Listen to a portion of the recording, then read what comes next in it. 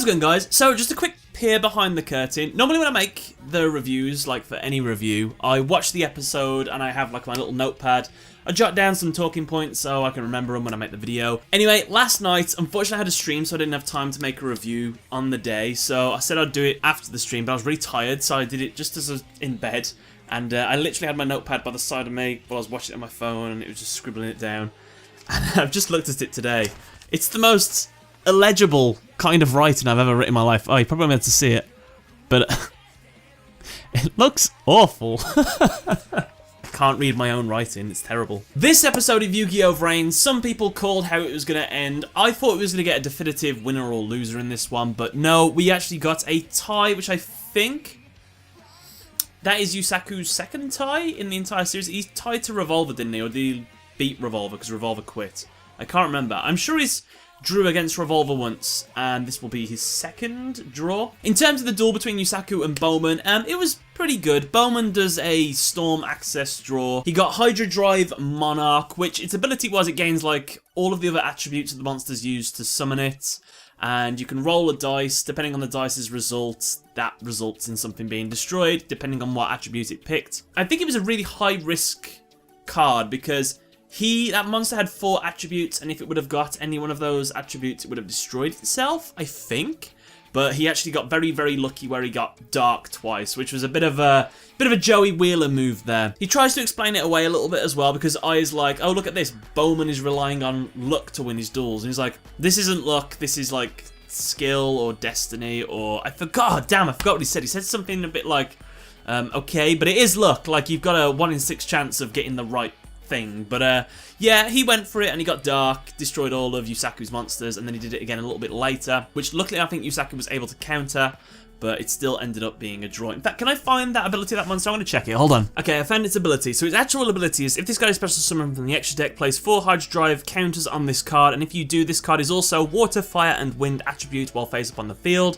If a player would normal or special summon a monster with the same attribute as this card, they must summon it in attack position. During your main phase, quick effect, you can remove 1 Hydra Drive counter from this card, roll a 6-sided die, and if your opponent controls a face-up monster in their monster zone with an attribute that corresponds to the result, send as many of those monsters to the graveyard as possible, and if you do, inflict damage to your opponent equal to the number of monsters sent to the graveyard times 500. 1 is Earth, 2 is Water, 3 is Fire, 4 is Wind, 5 is Light, and 6 is Dark. So, okay, the reason I wanted to check that as well is because they actually did show the effect in the actual episode, which I thought was quite unique.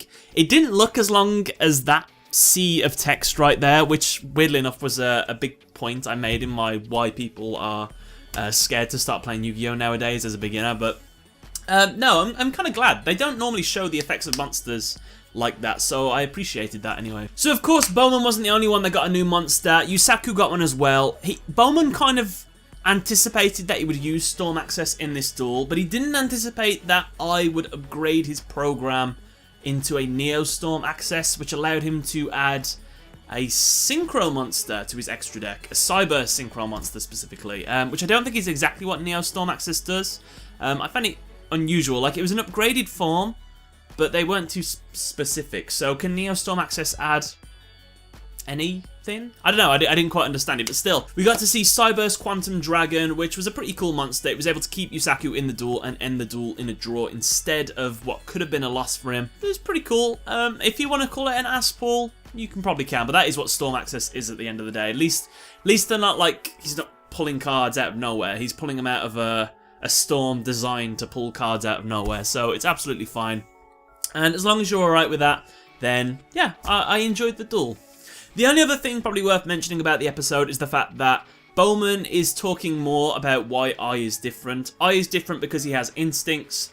He was the only one out of all of the Cyberse people to be able to create and develop, and this was something that all the others lacked, but they were influenced by I, and they all gained their own sort of own ability, their own sort of personality quirk, which, I don't know, like hope, ferocity, fear, I don't know, things like that. So that's what they were able to gain due to him. So he's an anomaly, and they think that the reason that he's like this is because of Yusaku's influence on him, because he was his his host, his vessel, whatever it was. And the episode ends with Revolver confronting Yusaku, giving him a program to give him a benefit in battle, so he won't be able to just be wrecked like he was last time.